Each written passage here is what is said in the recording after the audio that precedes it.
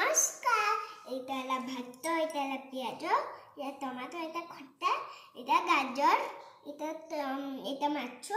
এটা হলো গাজর দেখি আলু ভাজা এটা টমেটো এইটা কোন